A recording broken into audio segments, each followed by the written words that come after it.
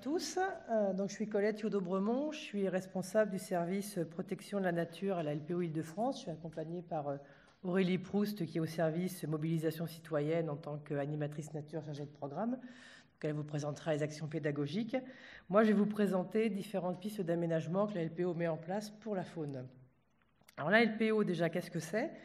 La Ligue de protection des oiseaux, elle a été créée en 1912 suite à des massacres de macareux en Bretagne.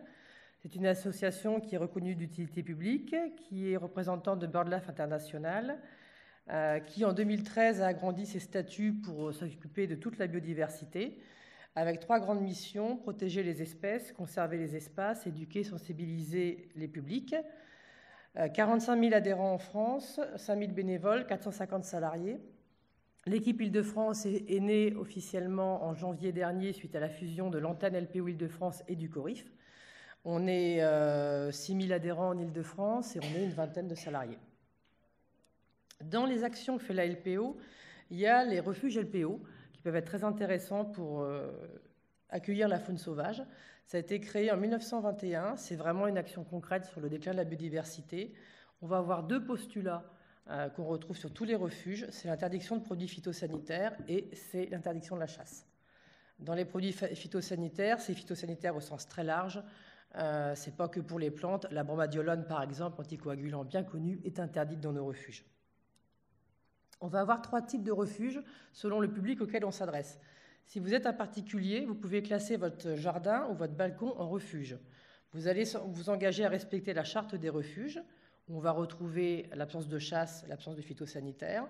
On va vous conseiller sur des aménagements et on va vous conseiller sur une manière de vivre autrement votre jardin pour réduire votre impact sur l'environnement. Ça va aller sur des aménagements qu'on verra un petit peu tout à l'heure, jusqu'à des choix d'espèces, des choix de plantes, pour ne pas prendre des plantes exotiques dans votre jardin. Et vous aurez des conseils via le réseau refuge de la LPO.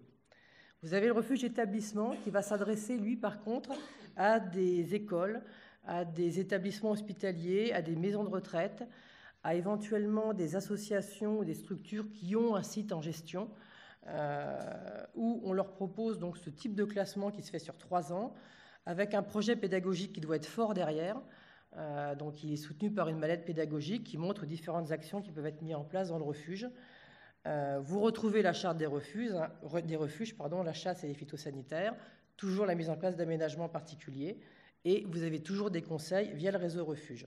Donc ça, c'est vraiment établissement scolaire, maison de retraite, centre hospitalier. Il faut avoir un milieu naturel, le jardin de l'hôpital, la cour d'école, mais il faut avoir un milieu nature.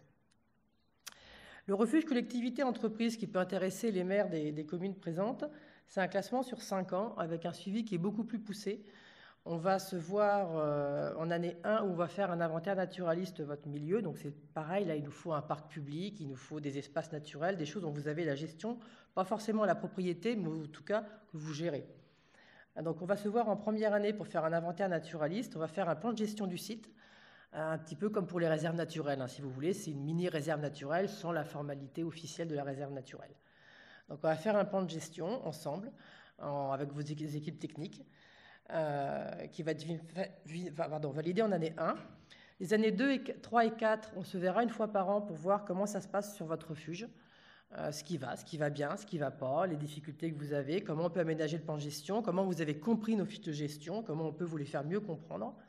Et en année 5, on va se refaire un inventaire naturaliste pour voir un bilan. Donc la biodiversité doit avoir évolué favorablement dans votre refuge. Et on va refaire un nouveau plan de gestion. Et vous pouvez reprendre la démarche du refuge pour 5 ans avec du coup des suivis qui se font en année 1, 2, 3 et 4. Et en année 5, toujours le bilan et on reconduit. Toujours la même chose, pas de phytosanitaire, y compris la bromadiolone, et pas de chasse. Les aménagements justement qu'on peut vous proposer, il y en a beaucoup.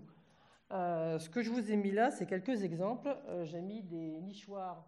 Ici, c'est un nichoir pour choix de chevêche. On peut proposer des hôtels à insectes. C'est facile à faire également dans les projets pédagogiques avec les écoles. Des petits abris à hérissons et des tas de bois. Les chauves-souris peuvent avoir des abris. On peut mettre en place des pierriers pour les reptiles qu'on oublie très souvent. La mise en place de mares pédagogiques également. Et les préconisations de gestion, la grande question. Qu'est-ce qu'on va vous demander de faire ? C'est très facile ce que vous demande de faire.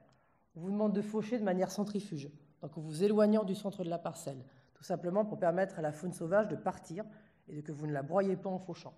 On va vous demander des hauteurs de fauche un peu plus hautes aussi que ce que vous pouvez faire. On va vous demander de faire des prairies fleuries. On va vous demander d'aménager des mares, d'entretenir des plans d'eau. Ça, c'est dans les Yvelines. C'est un espace agricole. Vous voyez le type de mare qu'on peut avoir avec des arbres et de la végétation. On va vous demander d'avoir des lisières. C'est important, la lisière. C'est ce qui va s'étaler entre le boisement et le chemin. Donc avoir là un espace un petit peu ouvert, en herbe haute, c'est très intéressant. On va vous demander de garder du bois mort. On va vous demander de garder des arbres isolés. Et les haies dont Maxime a parlé, effectivement, c'est extrêmement important d'arriver à garder des haies et surtout de pas des haies. On n'est pas au château de Versailles, on n'est pas sur un espace jardiné à la française, mais avoir des haies libres et sauvages de ce type-là. Voilà un petit peu tout ce qu'on peut vous proposer et je cède la parole à ma collègue pour les actions pédagogiques. Donc je suis Aurélie Proust de la LPO Île-de-France, au cas où vous n'auriez pas compris. Donc les actions pédagogiques, on peut difficilement protéger sans sensibiliser le public et tous les publics, des plus petits aux plus anciens, en passant par les professionnels également. Donc il y a des animations de découverte qu'on fait avec tous les publics, le week-end beaucoup avec le grand public, la semaine avec les scolaires, le périscolaire. Donc on n'est pas dans une démarche scolaire.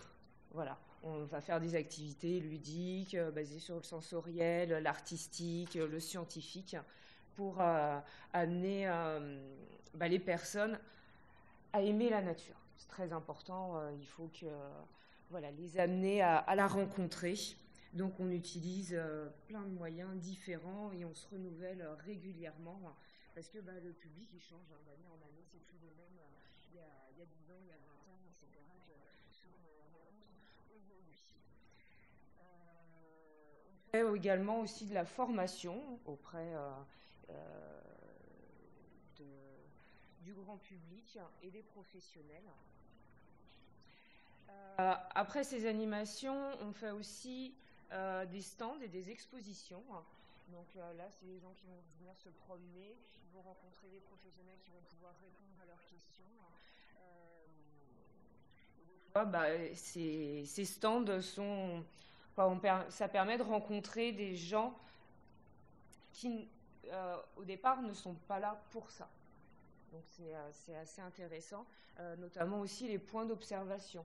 On se poste à un endroit au bord d'un lac, en général, c'est plus sympa. Les gens se promènent sans spécialement découvrir la nature. Et là, on est positionné là et on peut rencontrer ces personnes qui viennent se promener en famille et faire passer quelques messages. Et ensuite, les projets pédagogiques. Alors, les projets pédagogiques, c'est plusieurs séances qu'on fait avec les scolaires, mais qui sont adaptables aussi au grand public. Pour amener les groupes à comprendre une problématique et à trouver des solutions par eux-mêmes.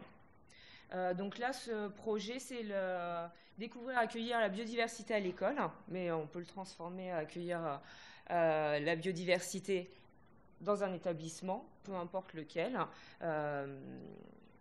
Donc, on fait un état des lieux, donc ils vont faire un inventaire de la biodiversité. Ils vont également voir comment est fait l'espace, le sol, les bâtiments, etc. Comprendre quels sont les besoins des êtres vivants. Et ensuite, réfléchir ensemble les mesures, les aménagements à mettre en place à l'extérieur pour accueillir la biodiversité. Donc voilà, là vous avez la première image. Il y a un truc pour donc là, ils font l'inventaire. Ici, on réfléchit aux aménagements qui vont être mis en place, donc avec une vue aérienne. Là, les enfants qui regardent tout ce qu'ils peuvent faire. Et puis là, les aménagements mis en place. Donc là, c'était... il y a plein de choses qui sont possibles. Mais là, autour d'un arbre, de faire du tressage en saule pour qu'après mettre une prairie fleurie. Donc pour empêcher les enfants, dans cette cour de récréation, d'aller à cet endroit-là et ainsi que ce ne soit pas piétiné. Et un autre projet pédagogique qui est toujours sur la biodiversité plutôt en ville. C'est sur la politique de la trame verte et bleue. Donc on a appelé le voyage de la biodiversité le long des corridors écologiques, qui est des notions assez complexes, mais qu'on arrive à faire passer aux enfants. Et le but, c'est que les enfants donc, comprennent ce qui est une barrière écologique, un corridor écologique, et qu'ils puissent faire des propositions eux-mêmes de corridors écologiques dans une ville, au niveau des champs, au niveau des routes, etc. Voilà, donc ce sont des beaux projets qui marchent assez bien, qui correspondent à la thématique biodiversité avec un C que je vous ai présenté là.